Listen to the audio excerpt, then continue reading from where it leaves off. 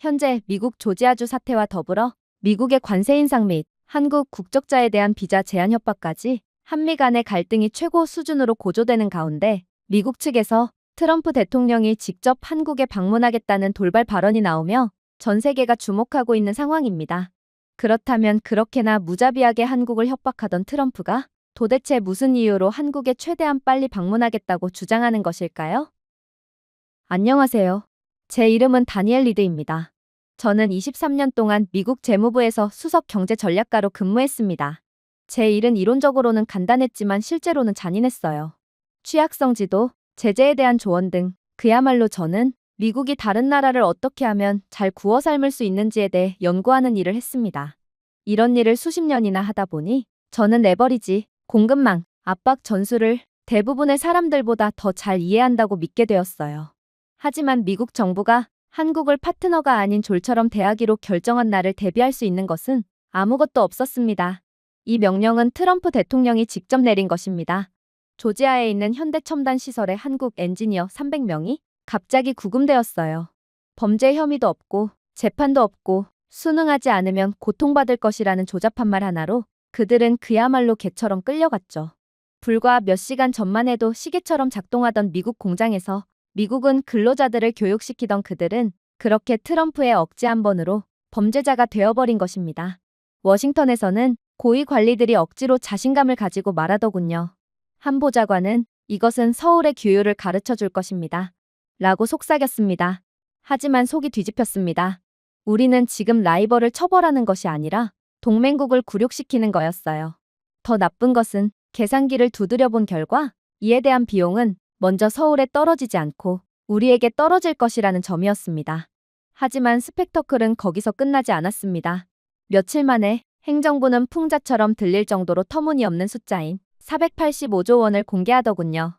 바로 무역장애물을 해제하는 대가로 한국에 요구한 보증금, 즉 몸값이었습니다. 자그마치 485조 원을 말이죠. 이와 함께 트럼프 대통령은 자동차, 배터리, 심지어 한국이 주도하고 있는 산업인 반도체 등 한국산 수입품에 대해 25%의 전면적인 관세 인상을 위협하기까지 했어요. 이는 민주적 동맹이라기보다는 폭도의 대본에 더욱 속하는 정책으로 분장한 분노였습니다. 저는 회의실에 앉아 그 요구를 바라보며 그 정당성에 귀를 기울였습니다. 일본은 80년대에 고개를 숙였고 한국도 그럴 것입니다. 라고 한 목소리는 자신있게 말하더군요. 하지만 그들은 2025년의 한국은 1985년의 일본이 아니었다는 명백한 진실을 놓쳤습니다. 이 나라는 종속국으로 묶여있는 나라가 아니었습니다. 한국은 미국 공장, 자동차, 디지털 네트워크의 절반을 가동하는 나라였어요. 저는 경제 전문가로서 회의실 내부에 근거 없는 오만함이 하늘을 찌른다는 것을 느꼈습니다. 지금 트럼프 대통령은 깨지면 안 되는 그 무언가를 깨고 있었어요. 한국의 결심, 그들의 기술, 70년 동안 동맹을 지켜온 신뢰가 바로 그것이었습니다. 트럼프는 마치 한국이 주체 국가인 것처럼 공물을 요구하고 있었습니다. 실제로 미국의 경제는 한국의 정확성, 회로에 묶여있는 일자리, 조립 라인에 매달려있는 미래와 균형을 이루고 있었어요. 하지만 트럼프의 도박은 아무도 인정하고 싶지 않은 진실을 드러냈죠. 그 실수는 한국의 고집이 아니라 미국의 오만함이었습니다. 미국은 우리 경제의 기둥을 지탱하고 있는 바로 그 나라에 충성을 요구하고 있었습니다. 파트너십 대신 협박을 선택했죠. 그리고 미국은 한국을 물러본 대가를 곧바로 치르게 되었죠. 붕괴의 첫 징후는 워싱턴에서 나타나지 않았습니다. 베를린에서 나타났어요. 독일은 현재 반도체 부족 사태가 발생하면서 산업 전반에 걸친 혼란을 느끼고 있는 상황인데 이에 미국의 한국 대리기가 도화선에 불을 붙인 셈이었죠. 리드 씨, 지멘스가 전화했습니다. 제 비서가 제 책상 위에 브리핑 폴더를 놓으며 속삭이더군요. 인텔이 독일로의 배송을 또다시 놓쳤다고 하더군요. 인텔. 물론이죠. 우리는 칩스 법에 따라 아시아를 능가할 수 있다고 확신하며 인텔에 수십억 달러를 보조금으로 지급했습니다. 하지만 그 중요한 주에 절실히 필요한 프로세서를 공급받은 독일 공장은 단 한 곳도 없었습니다. 라인은 어두워졌어요. 로봇은 유유 상태였습니다. 이 때문에 자랑스러운 독일 수출 기계는 침묵 속에 얼어붙고만 것입니다. 한편 브뤼셀 복도 곳곳에서 속삭이는 소리가 퍼져나갔습니다.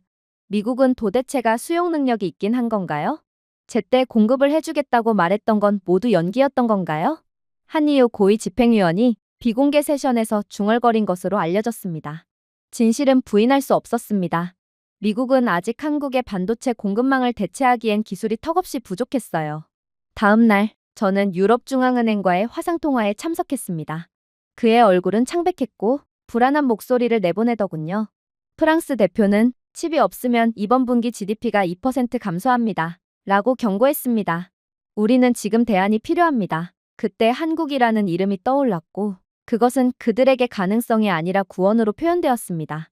유럽은 분명 트럼프와의 협정 때문에 미국산 기술을 사용하겠다고 했지만 현재 인텔의 명백한 공급 부족은 이들이 한국을 선택할 수 있도록 하게끔 했거든요. 그렇게 미국은 울며 겨자 먹기로 한국의 사업권을 넘겨주게 되었죠. 그리고 첫 번째 수치가 나왔을 때의 충격이 아직도 기억납니다.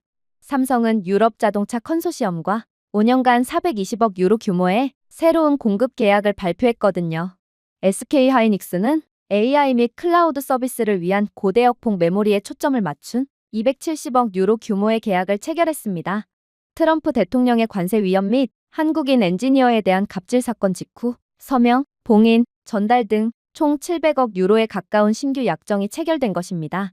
저는 거의 펜을 떨어뜨릴 뻔했어요. 70억? 곧바로 말인가요? 저는 수치를 제시하는 무역 분석가에게 물었습니다.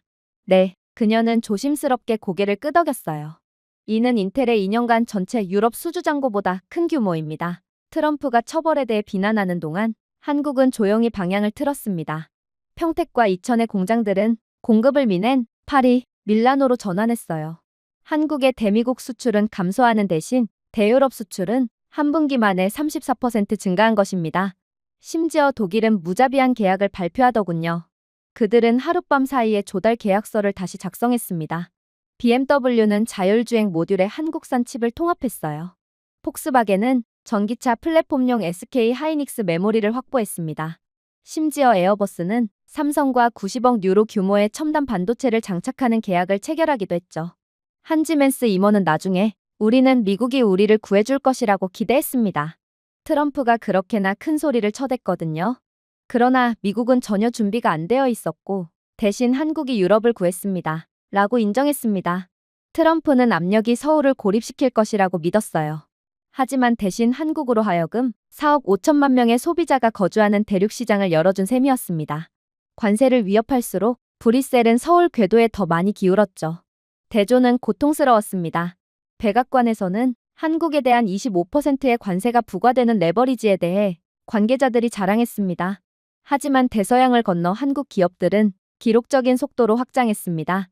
이들은 막대한 관세를 지불해야 하는 미국을 건너뛰고 유럽에서 막대한 매출을 거둬들이고 있었어요.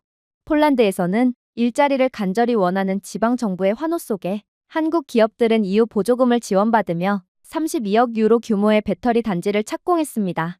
헝가리에서는 삼성 SDI가 전기차 배터리 라인에 17억 유로를 추가해 아우디, 메르세데스 벤츠와 독점 계약을 체결했죠. 브뤼셀에서 열린 비공개 만찬에서 EU 외교관에게 한국에 너무 의존하는 것에 대해 걱정되지는 않나요? 라고 물었습니다. 그러자 그는 와인잔에 미소를 짓더군요. 아니요, 오히려 안심이 됩니다.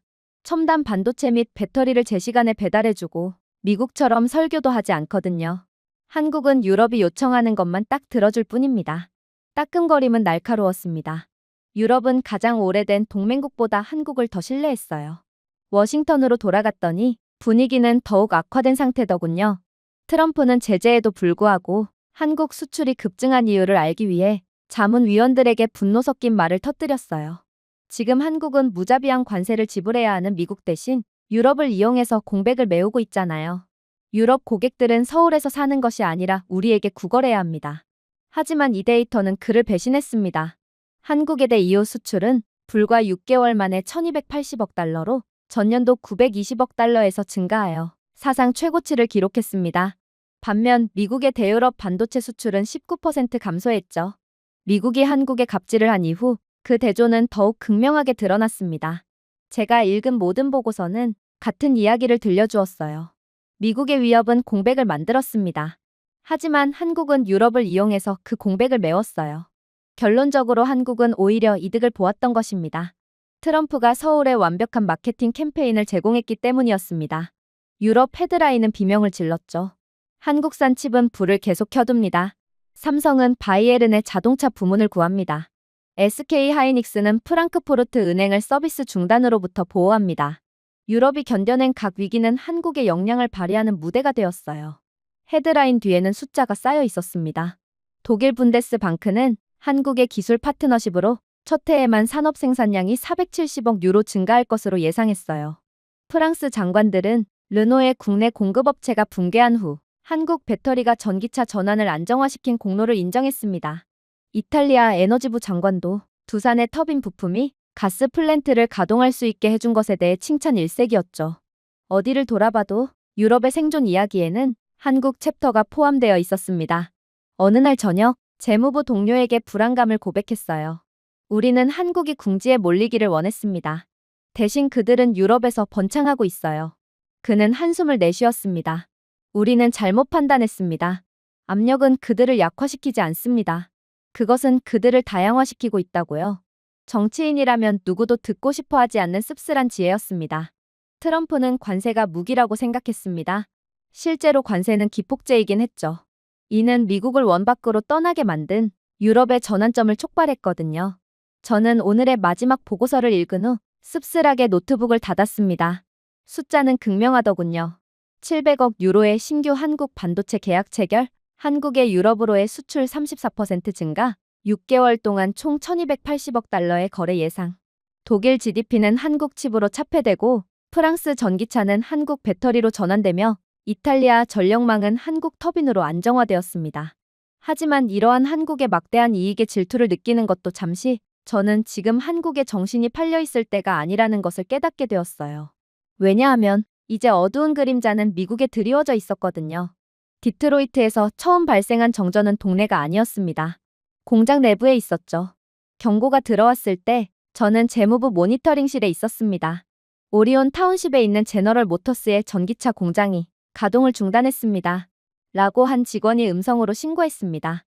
배터리 열 시스템이 고장나고 있습니다. 과장하는 줄 알았어요. 하지만 몇 시간 만에 확인이 도착했어요. 포드의 루즈 전기자동차 센터는 F150 라이트닝의 생산을 중단했습니다. 미완성 차량으로 가득 찬 조립 라인은 좌초되었고 전조등은 절반으로 설치되었으며 대시보드는 오류 코드로 깜박였죠. 이것이 한국 철수와 관련이 있나요? 다른 보좌관이 긴장하며 물었습니다. 답은 분명했습니다. 트럼프의 대량 구급 명령 이후 한국 엔지니어들은 짐을 챙겼습니다. 그들은 시위를 벌이지 않았습니다. 그들은 석방을 구걸하지 않았죠. 그들은 자신들의 동료들이 개처럼 취급받는 것을 보고 그냥 한국으로 떠나버렸습니다. 디트로이트의 전기차 꿈의 생명줄이 공항 게이트를 하나씩 통과해 집으로 돌아가는 비행기에 탑승한 것입니다. 그들과 함께 사라진 것은 단순한 인력이 아니었어요.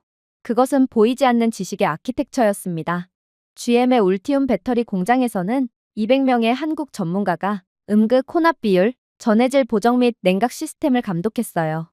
그들이 떠나자 공장을 가동할 두뇌는 전부 사라졌습니다. 3일 이내에 결합률이 2%에서 37%로 급증했어요. 충전 테스트 중에 셀이 과열되었고 일부는 풍선처럼 부풀어 올랐습니다. 품질관리 경보기는 밤새도록 비명을 질렀죠. 포드의 엔지니어들은 분주하게 움직였습니다. 한 감독관은 회의에서 우리가 처리할 수 있습니다. 라고 말했습니다. 매뉴얼이 있습니다. 하지만 매뉴얼에는 수십 년간의 시행착오로 만들어진 본능과 지식이 설명되어 있지 않았어요.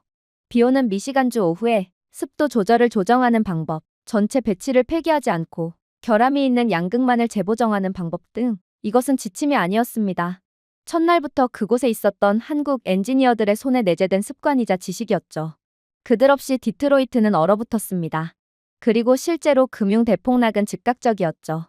단 2주 만에 GM은 12억 달러의 매출 손실을 보고했습니다. 포드가 8억 7천만 달러로 그 뒤를 이었습니다. 분기 말까지 총 손실액은 56억 달러를 넘어섰습니다. 그러나 더욱 충격적인 점은 따로 있었어요. 공급업체들이 연쇄적으로 무너졌습니다. 미시간에 본사를 둔 한 냉각 시스템 회사는 결함 있는 배터리로 인해 4억 2천만 달러 상당의 리콜이 발생하자 결국 버티지 못하고 파산 신청을 했어요. 물류 회사들은 설치할 배터리가 없는 반조립 전기차의 창고 재고를 보고했습니다. 디트로이트 프리프레스 헤드라인은 다음과 같았습니다. 전기차 혁명 보류? 비공개 재무부 원탁회의에서 GM 임원 맞은편에 앉았습니다. 서류를 뒤적이며 그의 손이 떨리고 있었어요. 우리는 LG 엔지니어들을 중심으로 모든 것을 구축했습니다. 라고 그는 인정했습니다. 그들은 시스템을 설계했습니다. 그들은 팀을 훈련시켰죠.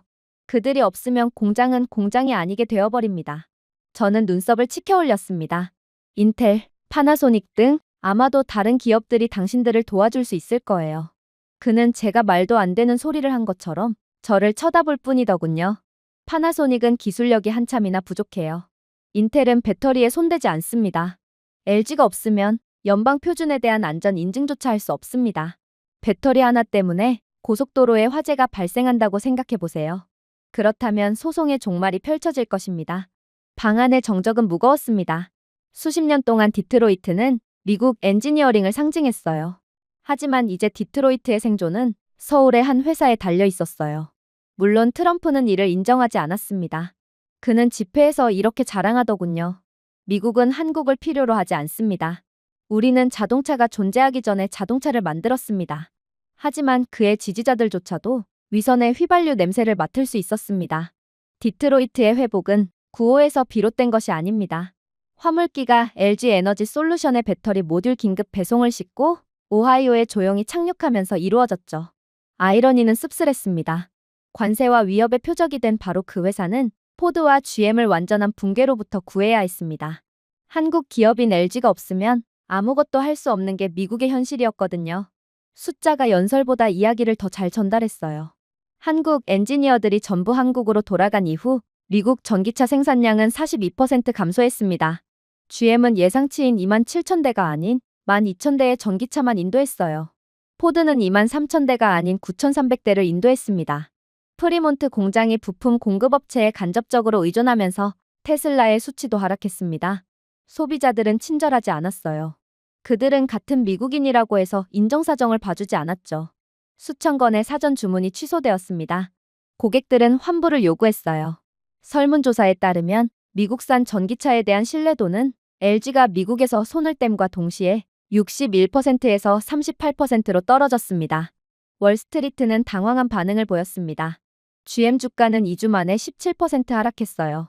포드 주가는 14% 하락했죠. 분석가들은 디트로이트의 전기차 야망이 최소 5년 이상 미뤄졌을 것으로 추정했습니다. 한국의 갑질을 한 대가였죠. 어느 날 밤 미시간주 노동부의 데이터를 검토했습니다. 웨인 카운티와 오클랜드 카운티에서만 38,000명의 일자리 감소가 발생했습니다. 이들은 단순한 조립 노동자들만이 아니었습니다. 그들은 식당 직원, 청소부, 트럭 운전사, 전기기사였습니다. 파문은 바이러스처럼 번졌어요. 나이든 동료가 중얼거렸습니다. 우리는 한국을 처벌하려고 했어. 대신 디트로이트를 처벌해버렸지. 저는 응답하지 않았습니다. 하지만 그의 말이 틀리지 않았어요. 한편 유럽은 계속해서 흥얼거렸습니다. BMW는 지연 없이 한국산 배터리 팩을 탑재한 i4를 출시했습니다. 폭스바겐의 ID7 모델은 헝가리 삼성 SDI의 꾸준한 공급 덕분에 예정대로 전 시장에 출시되었습니다. 심지어 프랑스에서 르노의 전기차도 28%나 급증했어요. 대조는 굴욕적이었습니다. 미국 공장이 침묵하는 동안 한국 기술로 구동되는 유럽 공장들이 앞서 나가고 있었거든요. 그리고 트럼프 대통령이 한국에 사과를 하지 않고 버틸수록 그 대조는 더욱 극명해지기만 했어요. 이제 미국 전기차 시장 점유율은 23%에서 14%로 감소했습니다. 유럽은 한국과의 파트너십에 힘입어 20%로 상승했죠. 미국의 리콜 비용은 국내산 배터리 결함으로 인해 23억 달러에 달했습니다. 하지만 가장 큰 승리자는 역시 한국이었어요. 미국 단속 이후 체결된 유럽 계약으로 한국 기업들은 190억 달러의 수익을 올렸다고 발표했거든요. 아이러니는 더 이상 숨겨져 있지 않았습니다. 미국이 잃은 모든 달러가 한국의 대차대조표에 표시되는 것 같았어요. 저는 오랜 동료에게 좌절감을 고백하는 제 자신을 발견했습니다. 우리는 그들을 후배 파트너로 조롱했어. 하지만 디트로이트는 그 반대를 증명하지. 한국이 없으면 미국은 자동차를 도로에 두지도 못하는 거야. 그는 암울하게 고개를 끄덕였습니다. 이제 진실은 분명해졌어. 한국은 하청업체가 아니었어. 바로 엔진이었지. 그러나 가장 경악스러웠던 점은 따로 있었어요. 미시간을 직접 방문했을 때 깨달음이 가장 큰 타격을 입었거든요. 제가 GM 공장을 통과하니 조명이 어두워지고 컨베이어 벨트가 움직이는 도중에 얼어붙었어요. 완성되지 않은 차량들이 줄지어 방치되어 있었고 배터리카는 빈 상자처럼 하품을 하고 있었죠. 한 관리자가 속삭였습니다. 저 차들은 각각 5만 달러의 가치가 있습니다. 여기 6천 대가 갇혀 있어요. 계산해보세요. 우리의 손해가 얼마나 막심한지 말입니다. 한 건물에 3억 달러의 재고가 쌓이고 있는 셈이었습니다.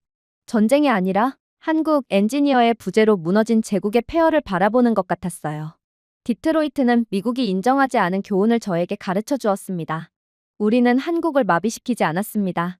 우리는 스스로를 마비시켰어요.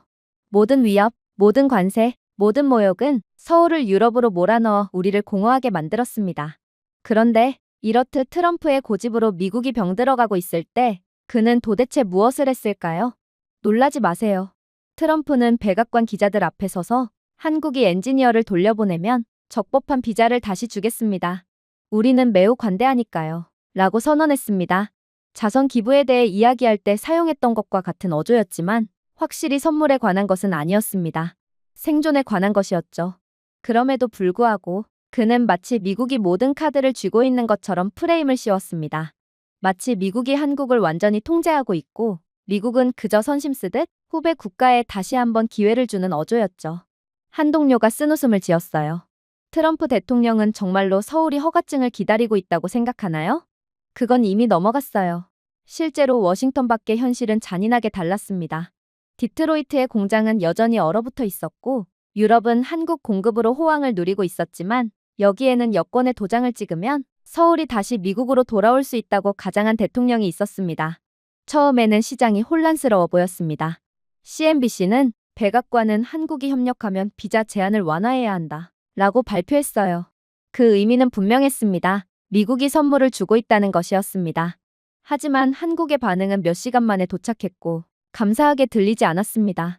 청와대 대변인은 차분하고 날카롭게 연단에 올랐습니다. 우리는 위협에 맞서 협상하지 않습니다. 미국이 비자가 지렛대의 도구라고 믿는다면 이는 미국의 약점을 우리보다 더 많이 드러내는 꼴이에요. 미국은 한국이 필요하다고 공개적으로 발언한 꼴이기 때문입니다. 저는 커피를 흘릴 뻔했어요. 이 성명은 논리적이고 감정이 벗겨졌지만 명확성 면에서는 파괴적이었습니다. 내부자들이 이미 알고 있는 사실을 세상에 정확히 알려주었어요. 미국은 미국 비자가 필요한 것보다 한국 엔지니어가 훨씬 더 필요했습니다. 트럼프의 고문들은 이 문제를 해결하려고 노력했습니다. 하지만 해결할 수 있을 리가 없었죠. 이건 어리석은 방식으로 쫓아낸 전문성을 구걸하는 절박한 초강대국의 초라한 모습이었습니다. 반면에 세계는 주제도 모르고 감히 한국에 갑질을 했던 미국을 조롱하고 있었어요. 유럽 지도자들이 동조하자 굴욕감은 더욱 커졌습니다. 독일 총리는 기자회견에서 미국이 파트너십을 관리할 수 없다면 독일이 한국 엔지니어를 초청하겠습니다. 비자는 이미 도장이 찍혀 있습니다. 청중은 웃으며 헤드라인을 장식했어요. 베를린은 미국이 거부하는 것을 환영합니다. 런던에서도 파이낸셜 타임스는 누가 누구에게 호의를 베풀고 있는가? 미국의 공장은 한국에 애원하고 한국은 해외에서 번영한다. 라는 날카로운 사설을 실었습니다. 재무부 내부에서 저는 커머스 관계자들과 함께 위기회의에 참석했어요. 한 고문은 좌절감에 몸을 뒤로 젖혔습니다. 우리는 그들에게 호의를 베푸는 것처럼 행동할 수 없습니다. 한국인 엔지니어가 없다면 우리는 아무것도 할 수 없어요. 또 다른 사람은 조용히 그들은 돌아오라는 요청조차 무시하고 있습니다. 그들은 유럽에 새로운 공장을 짓고 있어요. 라고 덧붙였습니다. 그야말로 트럼프의 비자 허세는 지렛대가 아니라 고백이었던 셈입니다. 트럼프는 비자가 선물인 것처럼 행동함으로써 미국에는 다른 도구가 남아있지 않다는 명백한 사실을 드러낸 것이죠. 더욱 충격적인 점이요? 재무부 직원 브리핑에서 한 애널리스트가 생산성을 비교한 차트를 보여주었습니다. 한국 시스템을 사용하는 유럽 전기차 공장의 효율성 수준은 전년 대비 22% 높더군요. 반면 미국 공장은 37% 감소했습니다. 그녀는 속삭였습니다. 비자는 이 문제를 해결하지 못할 것입니다. 지식은 서류 작업으로 이동되는 것이 아니거든요. 그러나 트럼프는 대체 무슨 생각인지 흔들리지 않고 연설을 이어갔습니다. 또 다른 집회에서 그는 한국인들이 공정하게 일할 때만 다시 받아줄 것입니다. 그들이 대가를 치를 때만 미국과 손을 잡을 수 있습니다. 라고 선언했더군요. 그의 지지자들은 환호했지만 시장은 그렇지 않았습니다. 다음 날 아침 다우존스 지수는 600포인트 더 하락했습니다. 투자자들은 구조적 약점을 감추는 공허한 극장이라는 허풍을 볼 수 있었죠. 그리고 트럼프의 이러한 자신의 지지율을 확보하려는 애처로운 노력은 결국 미국 시민들만 피해를 보는 결과를 이끌어냈어요.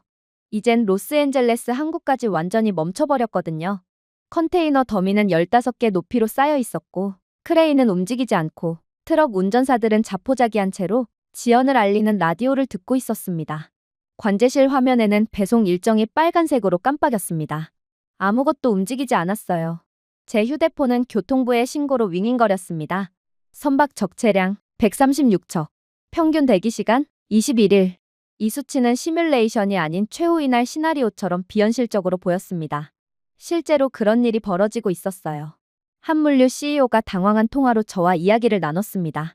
다니엘, 컨테이너를 하나도 내릴 수 없습니다. 한국이 없으면 선박이 늦어지고 계약이 무너집니다. 매 시간마다 1,500만 달러의 페널티가 부과되고 있어요. 그는 한국의 대안으로 떠오른 중국 선박은 제 시간에 배송되지 않고 도착하면 선박의 절반이 고장난 상태예요. 라고 말했습니다. 그는 과장하지 않았습니다. 중국산 컨테이너 운송업체는 선체에 균열이 생기고 엔진이 태평양 한가운데에서 고장나거나 밸러스트 워터 펌프가 오작동하는 등 끔찍한 상태로 도착하고 있었어요. 오클랜드로 향하던 한 중국 선박은 소프트웨어 패치 후 내비게이션 시스템이 고장나서 하와이 인근에서 긴급 견인이 필요했습니다.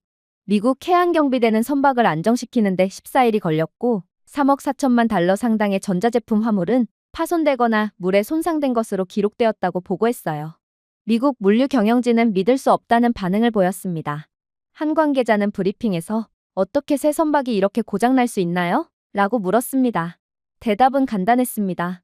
중국 선박은 품질이 아닌 속도로 배송되었기 때문이었어요. 그리고 그 지름길은 글로벌 부채가 되었습니다.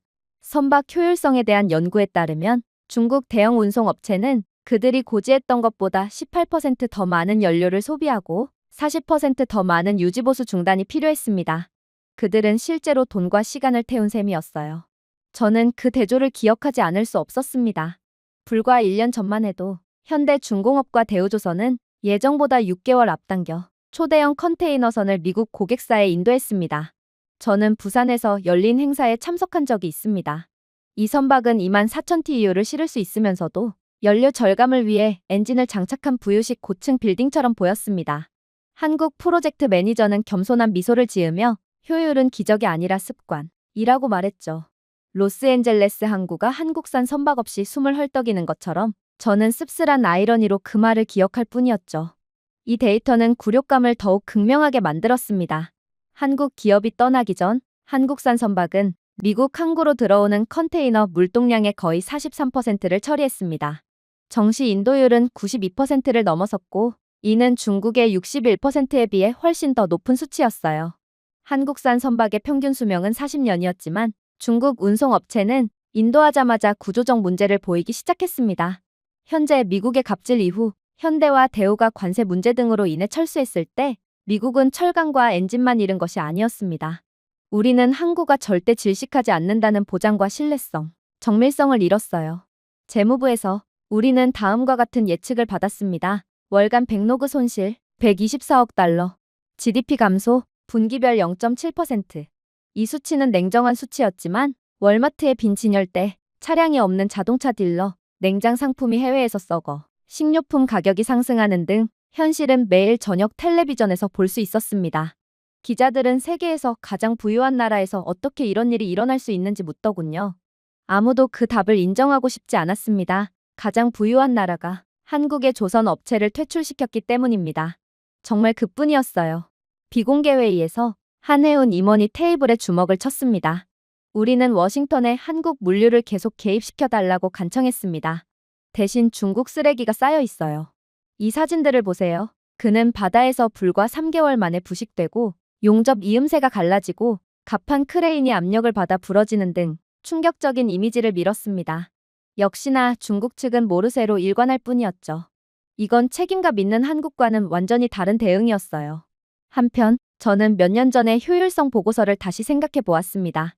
한국산 항공모함은 여행당 연료를 14% 적게 소모하여 미국 수입업체들이 연간 20억 달러에 가까운 비용을 절감할 수 있었습니다. 최적화된 선체 설계로 태평양 횡단을 이틀 단축하여 서해안 항구의 회전율을 17% 증가시켰죠. 첨단 LNG 추진 시스템은 배출량을 매우 급격히 줄여 캘리포니아의 환경 규제 당국은 특정 한국 선박에 대해 더 엄격한 항구 제한 조치를 면제했습니다. 간단히 말해 한국은 미국 항구를 자유롭게 경제적, 생태적으로 숨쉴 수 있도록 했어요. 모두 한국산이 우수하기 때문에 가능한 일이었죠. 이제 한국산 크레인이 없는 지금 모든 것이 무너졌습니다. 크레인 운영자들은 절반 교대 근무만 한다고 보고했습니다. 트럭 운전사들은 임금 손실에 대해 항구 입구에서 폭동을 일으켰어요. 로스앤젤레스 시장은 다음 분기에 식량 가격이 20% 상승할 수 있다고 경고하며 워싱턴에 구호 기금을 요청했습니다. 의회는 끝없이 논쟁했지만 어느 미국 조선소도 갑자기 대형 운송업체를 만들 수 없었습니다. 그리고 실제로 작동하는 선박을 인도할 수 있는 중국 야적장도 없었죠. 그야말로 한국에 대한 대안은 전혀 없었지만 트럼프 대통령은 이에 대한 대비도 해놓지 않고 무작정 한국에 압박을 가했던 거였습니다. 어느 날 저녁 비공개 재무부 회의에서 한 동료가 중얼거렸습니다. 현대가 4개월 일찍 선박 5대를 인도했을 때를 기억하시나요? 그 시절은 이미 지나갔어요. 또 다른 동료는 우리는 정치와 정밀 거래를 했습니다. 그리고 그 결과 이제 우리 항구가 막대한 피해를 입는 중이에요. 라고 속삭였습니다. 유럽 언론은 칼을 비틀었어요. 독일 신문들은 글로벌 지연에도 불구하고 새로운 한국 운송업체들 많은 시간 엄수를 지킨다며 칭찬했습니다. 유럽 항구는 흐르고 미국 항구는 얼어붙었습니다. 그리고 세계는 결론을 내렸습니다. 한국은 효율성의 수호자였고 미국은 오만의 포로였죠. 물론 트럼프는 양보를 거부했습니다. 우리는 한국을 중국에서 온 더 저렴한 선박으로 대체할 것입니다. 그는 집회에서 외쳤습니다. 하지만 모든 컨테이너 관리자는 진실을 알고 있었습니다. 기름이 새는 해안가에 방치된 더 저렴한 선박은 대체품이 아니었습니다. 그것은 부채였어요. 집회장의 박수 소리는 로스앤젤레스에서 컨테이너를 옮기지 않았습니다. 상하이 조선소의 웃음소리는 오클랜드에서 식료품을 하역하지 않았습니다. 한국만이 그렇게 했고 한국만이 그렇게 할 수 있었습니다. 그 깨달음은 평범한 미국인들 사이에서 들불처럼 퍼졌어요. 뉴스 앵커들은 한국인 철수 전 로스앤젤레스의 평균 항구 통관 시간이 36시간이었다는 사실을 시청자들에게 상기시켰습니다. 이제는 300시간이었습니다.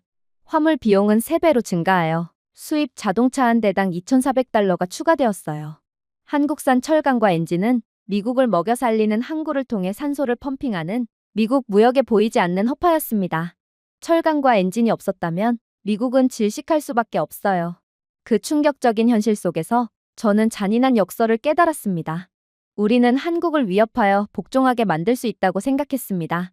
대신 우리는 중국조차 웃을 정도로 의존성을 완전히 드러냈어요. 그리고 이 순간에 대해 역사가 쓰여도 미국의 항구가 적들에 의해 목이 졸려 죽었다고 쓰이지는 않겠죠.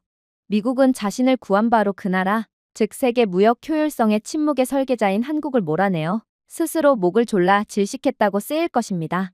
이제 저는 제 커리어에서 가장 절박한 워싱턴의 모습을 보고 있었습니다.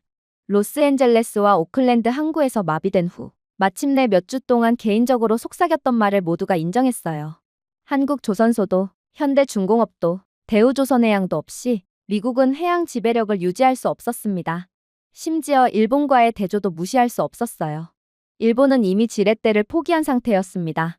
일본 관리들은 미국 프로젝트에 5,500억 달러를 투자하기로 합의했으며 대부분의 수익은 알래스카의 LNG 확장 기금으로 흘러들어갔고 수익의 90%는 미국 기업으로 직접 돌아갔습니다. 한국과는 달리 일본은 항의 없이 수락했고 미국과 동맹을 유지하는 것을 자랑스럽게 생각하며 미국의 모든 조항에 굴욕적으로 고개를 숙였습니다. 우리는 모든 것을 미국에 맡깁니다. 라고 일본 무역부 장관이 발표하자 백악관은 환호했습니다. 하지만 한국은 전혀 달랐어요. 그리고 그 결과로서 그들이 옳은 선택을 했다는 것을 증명하고 있었죠. 그러나 트럼프는 아직도 현실을 모르고 있었습니다. 상무부 관계자들이 이끄는 트럼프 대통령의 팀은 긴급 정상회담에서 이 제안을 공개하더군요. 한 외교관은 우리는 한국의 기여를 소중히 여깁니다. 라고 말하며 리허설에 임한 진심에 떨리는 목소리로 말했습니다. 한국이 미국 인프라 및 방위산업체에 3,500억 달러 규모의 직접 유동성 지원을 약속하면 비자가 재개되고 관세가 인하되며 공동해군 프로젝트가 계속될 것입니다. 일본은 이미 우리의 요구를 받아들였어요. 그 숫자는 모욕적이었습니다. 미국은 본질적으로 일본이 그랬던 것처럼 한국에 3,500억 달러의 현금을 송금해달라고 요청하는 동시에 미국이 자금을 일방적으로 통제할 수 있도록 하고 있었어요. 우리 동맹을 강화한다고 생각하세요. 트럼프 대통령은 그저 3,500억 달러는 아무것도 아니라는 듯 속삭였죠.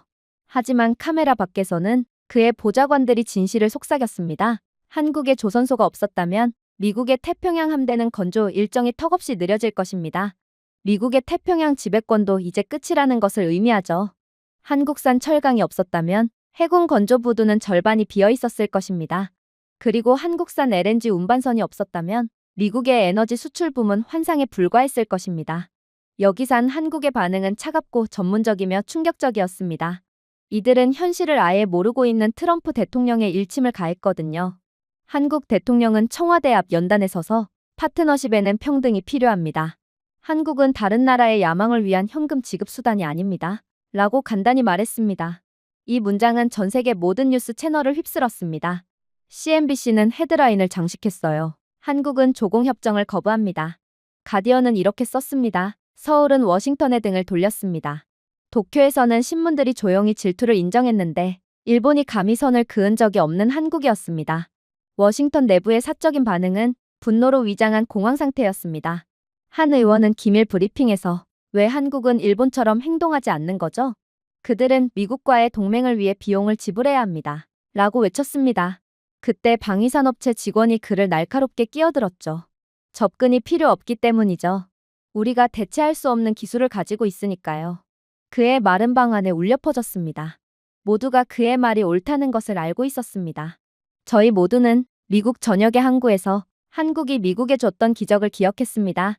현대의 화물선은 로스앤젤레스에서 컨테이너 처리량을 19% 증가시켰어요. 대우의 LNG 유조선은 연간 43억 달러의 연료 운송 비용을 절감시켜 주었죠. 심지어 미국은 포스코의 특수강 덕분에 건조 부두와 해상 굴착 장치를 더 빠르게 건설할 수 있었습니다. 한국은 단순히 선박을 매각했을 뿐만 아니라 미국 무역의 골격을 구축했습니다. 이들이 없는 날마다 미국의 한국에 대한 의존도가 얼마나 깊은지 드러낼 뿐이었어요. 그럼에도 트럼프는 허세를 고집했습니다. 우리는 건방진 한국을 관세로 처벌할 것입니다. 라고 그는 집회에서 포효했습니다. 그들은 구걸하러 올 거예요. 하지만 그들은 오지 않았습니다. 대신 한국은 함부르크, 로테르담, 앤트워프와 계약을 확대했어요. 그의 유럽 항구에는 35척의 한국산 항공모함이 새로 도입될 예정이었고 미국은 한 척도 수주하지 못했습니다. 한국조선소는 한때 미국 기업을 위한 프로젝트였던 LNG 선박 공급 계약을 중동과 체결하기도 했습니다. 백악관은 그 반대를 예상했지만 한국은 그저 가뿐하게 환영하는 시장으로 다각화해버렸어요. 월스트리트가 피해를 계산했을 때 굴욕감은 참을 수 없을 정도로 커졌습니다.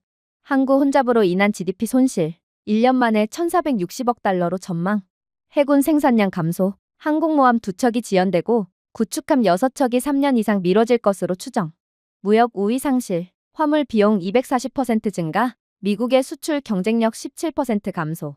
각 수치는 같은 진실을 외쳤습니다. 미국은 한국을 순종적인 조공의 대가인 일본처럼 대하려 했고 대신 서울을 유럽과 아시아의 품으로 몰아넣었어요. 그것이 워싱턴에서는 누구도 인정하고 싶지 않은 아이러니였습니다. 미국이 한국에 한 3,500억 달러 제안은 파트너십이 아니라 절박함이었습니다. 우리는 수천억 달러의 조공을 대가로 비자, 관세 인하, 평등의 환상을 제시했습니다. 하지만 한국은 속지 않았어요.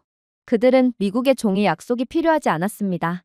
심지어 자신들을 호구로 본 미국의 보복을 가하려는 듯 오히려 한국 조선소들은 미국 계약 입찰을 완전히 중단해버렸습니다. 한국인 엔지니어들은 미국의 문의에 대한 답변을 중단했고 한국 정부는 백악관 최후통첩의 접대를 중단했습니다. 제 기억에 남는 마지막 이미지는 유럽 무역신문의 한 줄이었습니다. 일본은 무릎을 꿇는다. 한국은 항해한다. 잔인했지만 사실이었습니다. 미국의 그 결과는 경제 그 이상이었습니다. 한국이 없었다면 우리는 단순히 배만 부족한 것이 아니었거든요. 미국은 신뢰도도 부족했고 동맹국도 부족했으며 한때 우리를 초강대국으로 정의했던 바로 그 도구도 부족했습니다. 그날 밤 포토맥을 내려다보며 저는 관료들이 감히 하지 못했던 일, 즉 한국을 졸로 대하는 시대는 끝났다는 것을 인정할 수밖에 없었습니다. 그들은 판을 뒤집었고 우리는 이 사회를 위해 분주히 움직일 뿐이었죠. 그러나 가장 충격적인 상황은 따로 있었어요. 저는 그동안 금융붕괴, 통화 충격, 심지어 석유 금수 조치까지 보았지만 화면이 어두워지는 밤보다 워싱턴을 더 두렵게 만든 것은 없었습니다. 시카고의 한 병원에서 생명 유지 모니터가 갑자기 얼어붙은 사건이 시작되었습니다. 그러던 중 수술용 로봇이 작동 중 잠기는 일까지 일어나더니 몇 시간 만에 200개 병원에서 중국어 코드 서명이 있는 랜섬웨어가 생물학적 바이러스보다 빠르게 확산되는 등 동일한 장애가 발생했다고 보고했습니다. 의사들은 휴대폰으로 비명을 질렀어요. 지금 당장 조치가 필요합니다. 랜섬 노트는 48시간 이내에 암호화폐로 결제할 것을 요구했습니다. 상황실 안에서 국방부 장교가 노트북을 쾅 닫았습니다. 지역 방어가 30분 만에 무너졌습니다. 마이크로소프트 패치가 실패했습니다. 오라클 서버가 다운되었습니다. 우리는 눈이 멀게 되었습니다. 트럼프 대통령이 짖었습니다. 왜 아무도 막지 못하는 건가요? 아무도 대답할 수가 없었습니다. 몇 년 만에 처음으로 안전망도 없었고 폭풍을 조용히 무력화시키는 숨겨진 방화벽도 없었습니다. 우리는 실리콘밸리가 아닌 멀리 서울에 세워진 보이지 않는 방패에 익숙해졌지만 이제 그 방패는 사라진 상황이었거든요. 저는 미국 관리들이 우리의 사이버 강점에 대해 자랑하던 수많은 브리핑이 기억났습니다. 하지만 제가 본 차트마다 이야기가 달랐습니다. 지난 10년 동안 미국 병원의 중요한 멀웨어 차단 중 73%는 이곳에서 만들어진 기술이 아닌 것으로 거슬러 올라갔어요. 금융 시스템에서 제로데이 차단에 성공한 사례의 91%는 우리가 이름을 밝히지 않은 한국 엔지니어들이 개발한 시스템에서 비롯되었습니다. 한국인들은 박수가 필요하지 않았고 그냥 자신들의 역할만 묵묵히 수행할 뿐이었죠. 하지만 구금 스캔들 이후 한국인 엔지니어들이 죄다 철수하자 그 공백은 하룻밤 사이에 드러난 거였어요. 중국인들은 이를 정밀하고 잔인하게 공격했던 것이죠. 베이징의 선전 매체들은 미국을 공개적으로 조롱했습니다. 국영신문은 미국 대머리 독수리가 잠긴 랜섬웨어 체인을 힘없이 쪼는 만화를 인쇄했습니다. 한 은퇴한 중국 장군은 텔레비전에서 미국은 군함을 만들었지만 데이터를 위한 장벽을 세우는 것을 잊었다 라고 비웃었죠. 베이징의 웃음소리는 워싱턴의 침묵보다 더 크게 느껴졌습니다. 이러한 위기 상황에서 저는 국토안보부 국장과 이야기를 나눴습니다. 우리는 왜 이렇게나 노출되어 있는 거죠? 제가 물었습니다. 그는 숨을 내쉴 뿐이더군요. 10년 동안 한국은 미국의 벽이었기 때문이죠. 그리고 우리는 그들을 하청업체처럼 대했어요. 그랬습니다. 한국은 지난 5년 동안 미국 네트워크에 대한 34억 건 이상의 침입 시도를 조용히 가로챘습니다. 한국의 시스템은 미국의 어떤 소프트웨어보다 40% 더 빠르게 중국산 프로브를 탐지했죠. 이들의 예측 AI는 테스트 서버를 넘어 퍼지기 전에 새로운 악성 소프트웨어 변종을 발견했습니다. 미중 패권 경쟁에서는 이러한 사이버 공격을 통한 정보 탈취와 내부 교란이 필수적인데 한국은 미국의 패권 유지를 위해 그 중요한 역할을 묵묵히 해왔던 것입니다. 미국은 한국이라는 보호 장치 안에서 살아왔고 마침내 보호 장치가 사라졌을 때 우리가 얼마나 벌거벗었는지 알게 된 것이죠. 아이러니는 참을 수 없었습니다. 우리는 한때 미국이 사이버 공간을 주도했다고 주장했지만 한국의 시스템이야말로 미국의 병원, 은행, 군사 실험실을 지키고 있었습니다. 본격적인 공격이 시작하기도 전에 침입의 95% 이상을 차단했죠. 며칠 후 이번에는 전력망을 겨냥한 중국 해커들의 공격이 다시 시작되었습니다. 텍사스의 35개 변전소가 오프라인으로 전환되어 120만 명이 전기가 끊겼습니다. 댈러스, 오스틴, 휴스턴 전역에 정전구역이 퍼졌어요. 랜섬 노트는 우리를 조롱했습니다. 방패도 없고 빛도 없다. 72시간 만에 390억 달러의 손실이 발생했습니다. 거리의 사람들은 지정학적 전략에 신경 쓰지 않았고 미국이 전력을 다해 불을 계속 켤 수 없는 이유를 알고 싶어 했어요. 그러나 저는 대답할 수가 없었어요. 트럼프 대통령이 한국에 갑질을 하다가 전기가 끊겨버렸다는 것은 도저히 말할 수가 없었거든요. 하지만 무엇보다도 굴욕적이었던 순간은 따로 있었어요. 독일, 프랑스, 심지어 캐나다도 조용히 자국의 시스템이 안전하게 유지되고 있다고 알렸기 때문입니다. 그 이유는 무엇일까요? 한국과 대치하고 있는 미국과는 달리 한국은 이들과 장기 계약을 통해 사이버 보안을 책임지고 있기 때문입니다. 아이러니는 잔인했지만 부인할 수 없는 사실이었습니다. 한때 미국은 항공모함과 미사일에서 힘이 나온다고 생각했습니다.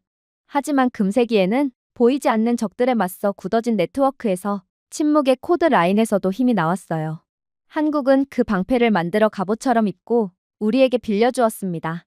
하지만 트럼프는 오만하게 그 방패를 버렸어요. 그리고 이제 태평양 건너편에서 우리를 조롱하는 중국 해커들의 눈총 아래서 그 방패를 잃는다는 것은 비밀 이상의 것을 잃는다는 것을 의미한다는 것을 이제야 깨달았습니다. 그것은 미래를 잃는다는 것을 의미했습니다. 하지만 저는 아직도 모르고 있었습니다. 한국이 미국에 대항할 수 있는 진짜 자신감의 원천은 따로 있었다는 것을 말이죠. 한국은 충격적인 비밀을 숨기고 있었거든요. 한국 언론에 묻혀있던 작은 헤드라인이 제 눈길을 끌었습니다. 한화 로보틱스가 뉴로모션이라는 회사의 지배 지분을 인수했습니다. 2조 원, 약 15억 달러였어요. 딱히 글로벌 시장을 뒤흔들 만한 일은 아니었어요. 하지만 방위 및 에너지 대기업인 한화가 왜 이렇게 공격적으로 로봇 분야로 진출했을까를 생각해 봤을 때 뭔가 직감이 불안해졌습니다. 저는 유로모션에서 찾을 수 있는 모든 정보를 끌어냈습니다. 서류상으로는 예측 알고리즘과 협업 휴머노이드 플랫폼을 전문으로 하는 AI 로봇 스타트업이었습니다. 400명 이하의 엔지니어와 소수의 특허를 보유한 작은 회사였죠. 펜타곤을 놀라게 할 만한 것은 아무것도 없었습니다. 하지만 한 가지 기록 때문에 스크롤을 멈출 수 없었습니다. 미국 언론에서는 거의 보도되지 않았지만 한국 무역저널에는 신중하게 문서화된 제품 시연이 있었어요. 뉴로모션은 완전한 안면 인식, 일상적인 작업을 위한 예측 AI, 적응형 음성 상호작용을 갖춘 가정용 로봇을 공개더군요. 짧은 동영상 클립이 화면에 재생되었습니다. 저는 앞으로 몸을 숙였어요. 로봇은 고개를 돌리고 카메라와 눈을 마주치며 거의 자연스러운 케이던스로 질문에 답하더군요. 저녁 식사는 20분 안에 준비될 것입니다. 단순한 대본이 아니었습니다. 적응형이었습니다. 가슴 유닛 내부 회로 기판에는 한화 반도체 로고가 새겨진 칩이 박혀 있었습니다. 파워셀에는 배터리 부문의 표시가 새겨져 있었죠. 섬세한 그립감과 산업용 토크가 가능한 팔의 액추에이터도 한화 정밀공학 연구소의 직렬 코드를 가지고 있었습니다. 실리콘 두뇌부터 리튬 심장, 기계 근육에 이르기까지 모든 중요한 부품은 전부 한화에서 만든 거였어요. 마치 한 생태계에서 인간 대체품의 모든 조각을 조용히 조립한 것 같았습니다. 저는 아무 의미 없이 큰 소리로 속삭였습니다. 우리는 한국이 그저 자동차를 만들고 칩을 공급하는 줄 알았어. 완전히 다른 무언가를 만들고 있다고는 전혀 상상치도 못했지. 그랬습니다. 우리는 다시 한번 한국을 과소평가한 거였어요. 수년 동안 한국인들이 로봇 공학을 선도하겠다고 말했을 때 저희는 그저 웃었습니다. 저희는 보스턴 다이내믹스와 테슬라의 프로토타입만으로도 절대로 미국을 앞서 나갈 수는 없다고 호언장담했죠. 하지만 보스턴 다이내믹스는 뜨거운 감자처럼 테슬라의 휴머노이드 옵티머스는 여전히 술에 취한 배우처럼 무대에서 비틀거렸어요. 한편 한국은 완벽하게 보고 말하고 예측하고 서비스할 수 있는 기계를 조용히 조립하고 있었습니다. 유출된 기술 문서를 자세히 살펴봤습니다. 한화의 예측 AI는 명령에만 반응하는 것이 아니라 명령에 따라 예측했습니다. 가정용 캘린더와 연동하여 일정을 조정하고 오븐을 예열하고 사람이 요청하기도 전에 도구를 준비했어요. 공장 시나리오에서는 동일한 알고리즘이 생산 라인의 병목 현상을 감지하고 실시간으로 작업을 재배치할 수 있었습니다. 생산성 향상은 한 자릿수로 측정되지 않았으며 제철소의 파일럿 테스트에서 35%의 효율성 향상을 예상했어요. 글로벌 제조 마진이 2%에 달하던 시대에 35%는 개선된 것이 아니었습니다. 이는 혁명이었죠. 그러자 목이 조여오는 줄이 이어졌습니다. 국가 반도체 로드맵과의 통합이 완료되었습니다. 이 한마디는 뉴로모션의 로봇이 고립된 실험이 아니라 한국의 반도체 우위를 활용하기 위해 완벽하게 설계되었다는 것을 의미했습니다.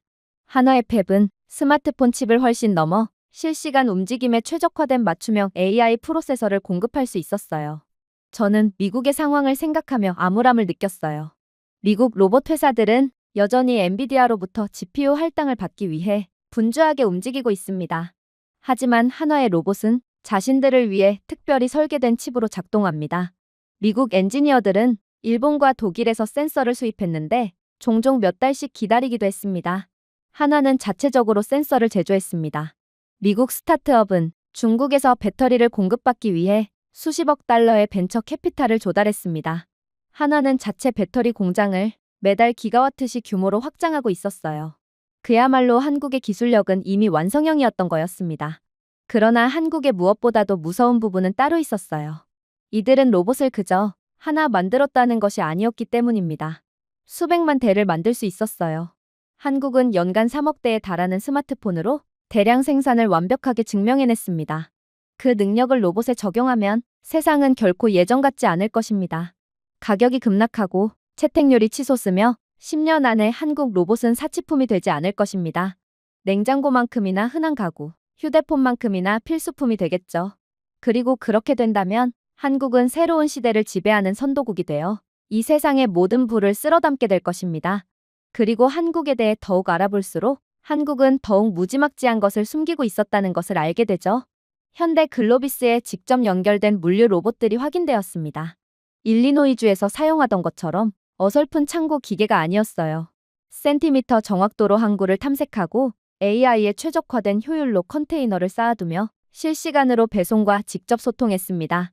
한때 수백만 달러의 비용이 들었던 지연은 한국의 기술력 하나로 사라졌어요. 한국 소프트웨어를 통해 부두의 혼잡을 3시간 전에 예측하고 트럭 경로를 변경하고 유럽 터미널과 도킹 일정을 협상할 수 있었어요. 그 결과 로테르담과 함부르크의 시험장에서 처리량이 27% 증가했는데 미국 물류 경영진은 미국의 공급망 전체가 구식이라고 조용히 인정할 수밖에 없었습니다. 그리고 포스코 제철소에서 더욱 충격적인 사실이 밝혀졌습니다. 한화의 산업용 로봇은 거대한 용광로를 가로질러 배치되어 사람이 30초 이상 버틸 수 없는 열 구역에서 작동했어요. 이 기계는 24시간 동안 피로 없이 작동하여 이전에는 불가능하다고 생각했던 수준의 강철 출력을 유지했습니다. 관절에 통합된 센서는 초당 수천 번 압력과 열을 측정하여 그립 강도를 미세한 허용 오차에 맞게 조정했습니다. 결함은 43% 감소했고 생산 속도는 거의 3분의 1로 증가했으며 유럽 구매자들은 밤새 미국 공급업체의 주문을 바꾸기 시작했습니다. 우리는 항상 한국 철강을 또 다른 상품으로 조롱해왔습니다. 이제 그들의 로봇은 한국 철강을 지구상에서 가장 순수하고 일관된 소재로 만들었고 미국 공장은 여전히 낡은 인간 검사에 의존하고 있었어요. 며칠 후 유럽에서 보고서가 도착했을 때 이러한 두려움은 확인되었습니다. 대륙 산업에 닻을 올린 폭스바겐, 에어버스, 지멘스는 한화와 비밀 협상을 시작했더군요. 유럽은 이미 반도체 부족의 가시를 느끼고 있었고 이제 미국의 예측 불가능성으로부터 절연을 원했습니다. 한국은 그들에게 확실성, 통합성, 우리가 따라올 수 없는 성능을 제공했습니다. 배신은 유럽이 아니라 떠오르는 강대국을 포용하는 대신 퇴색하는 강대국에 집착할 것이라고 가정한 우리의 것이었습니다. 그리고 한국의 로봇이 24시간 쉬지 않고 만드는 반도체는 유럽이 원하는 막대한 공급량을 완벽하게 충족시킬 것이 분명했어요. 결국 이제 트럼프는 현실을 인정할 수밖에 없었습니다. 그는 이제 한국이 없는 미국은 빈 껍데기일 뿐이라는 것을 알게 되었습니다. 그래서 현재의 미국이 입고 있는 괴멸적인 피해를 최대한 빨리 복구할 수 있게끔 자신이 한국에 대한 모든 페널티를 취소할 테니 지금껏 지연된 시간을 메꿀 수 있을 만큼 빠르게 공장 건설을 재개할 수 있는 한국인 엔지니어들을 보내달라며 이례적으로 자존심을 굽혔어요. 사실 한국인 엔지니어가 없다면 미국의 공장 건설은 재개될 수가 없긴 했습니다. 황토에서 솟아오르는 미국 내 한국 공장들은 그저 평범한 자동차 공장이 아니었거든요. 대부분의 미국 계약업체가 훈련도 받지 않은 화학라인, 고전압 시스템, 휘발성 물질 제어 장치로 가득 찬 첨단 배터리 단지였습니다. 워싱턴 포스트는 일반 조립 라인보다 5배나 높은 전압을 조절하고 재난 없이 휘발성 화합물 혼합을 관리하며 수천 개의 센서와 자동화 소프트웨어를 통합할 수 있는 전문가가 필요한 시설이라는 점을 분명히 보도했습니다. 대통령이 아무리 큰 소리로 요구해도 우리 노동풀에는 그런 전문 지식이 존재하지 않았기에 트럼프는 이례적으로 한국의 자존심을 굽힌 거였죠. 한국밖에 이걸 해줄 수 있는 사람들이 없었거든요. 저는 바이든 정부 시절에 보조금을 약속받은 현대 LG 에너지 솔루션이 미국 내에 공장을 짓고 있는 영상을 시청했습니다.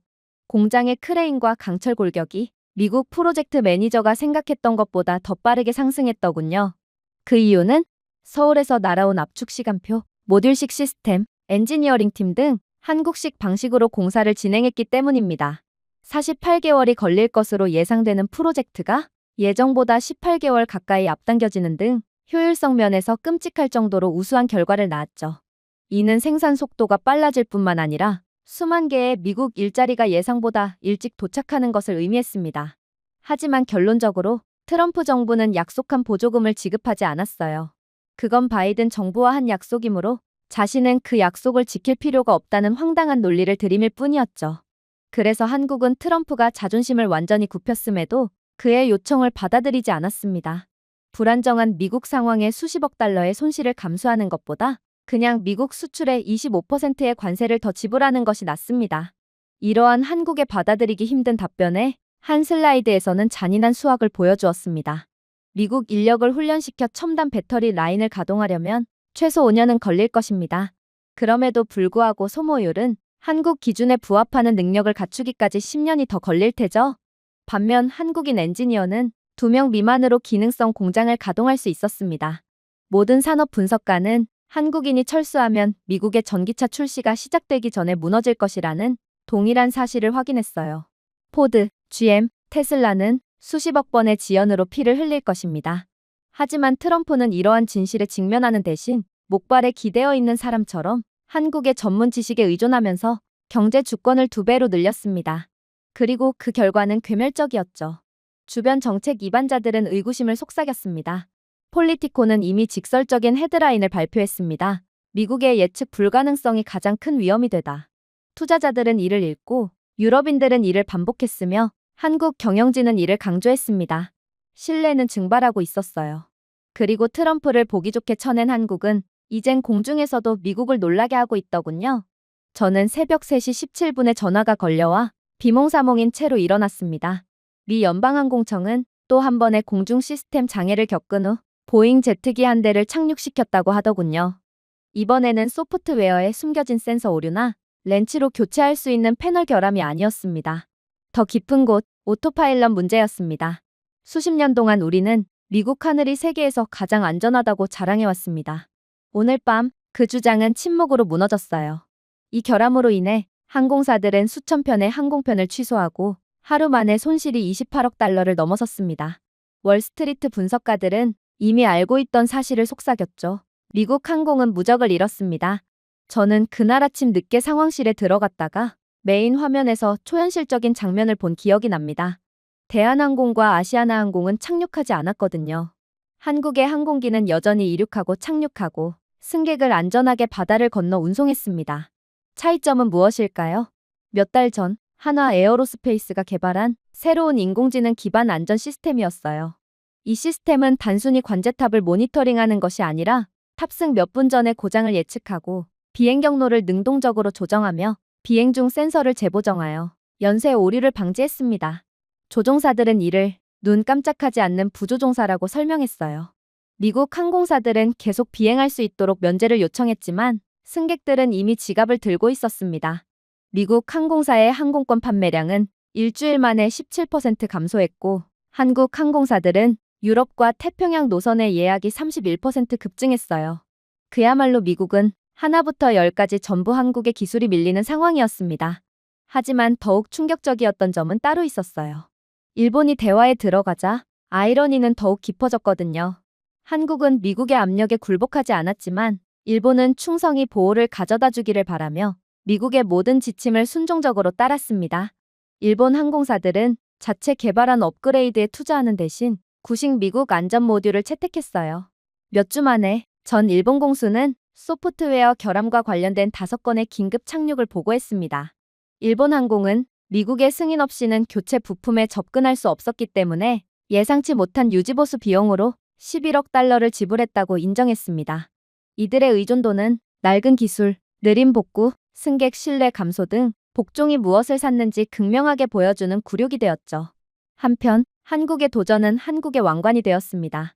한화의 예측 알고리즘은 초당 920만 건의 계산으로 비행 데이터를 처리하여 승무원이 볼 수 없는 이상 징후를 식별했습니다. 삼성의 메모리 유닛은 테라바이트에 달하는 센서 로그를 실시간으로 저장하여 진단을 위한 거의 즉각적인 재생이 가능했죠. LG는 중복 비상 시스템을 위해 고용량 배터리를 공급하여 정전 위험을 거의 제로에 가깝게 줄였습니다. 한국 엔지니어들은 보잉의 시스템을 모방했을 뿐만 아니라 비약적으로 발전시켰어요. 유럽 규제 당국은 즉시 이를 알아차렸습니다. 유럽 항공안전국은 한때 자신들이 전적으로 신뢰했던 보잉의 시스템을 버리고 한국 시스템을 새로운 글로벌 벤치마크로 선언했습니다. 그리고 즉시 루프트한자와 에어 프랑스는 한국형 AI 모듈 채택을 위한 각서에 서명했어요. 에어버스는 툴루즈에서 공개적으로 한국산 항공기를 테스트하고 있었습니다. 저는 경외심과 두려움이 뒤섞인 채 이러한 발전을 경청하고 앉아 있었습니다. 미국 항공산업은 착륙한 비행기, 소송, 계약 손실로 수십억 달러의 피를 흘렸습니다.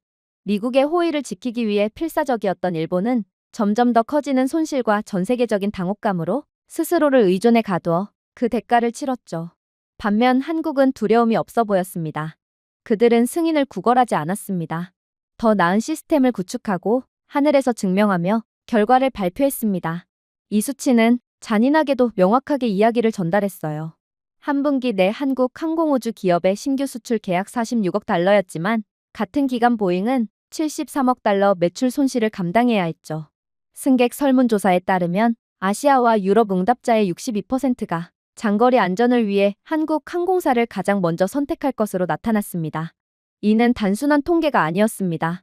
기술 신뢰가 동쪽으로 이동했다는 증거였죠. 트럼프는 항상 그랬던 것처럼 관세와 조사를 요구하며 한국이 미국의 정당한 이점을 절도했다라고 주장하며 분노했습니다. 하지만 방 안의 모든 사람들은 진실을 알고 있었습니다.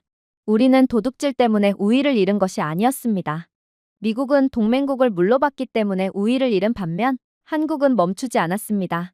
일본은 미국의 승인과 관련된 공장, 미국에 빌린 소프트웨어로 인해 무력화된 항공사, 복종으로 인해 국가적 자존심이 바닥난 공장 등 전 세계의 복종의 대가를 보여주었습니다. 한국은 우리보다 더 빠르게 공장을 짓고 우리보다 더 안전하게 비행하는 비행기, 승객들이 우리를 대신해 공장을 선택하는 등 우리에게 도전의 보상을 보여주었죠. 그야말로 실력으로 미국을 압도한 것입니다. 이제 워싱턴은 완전히 넋이 나가버렸어요. 상원 의원들은 한국이 배은망덕하다라며 수십 년 동안 자신들을 지켜준 미국에 대한 복종의 의무가 있다고 외쳤습니다. 하지만 비공개 회의에서 가장 큰 목소리도 미국은 더 이상 예전처럼 지렛대를 잡지 못했다는 명백한 사실을 인정했습니다.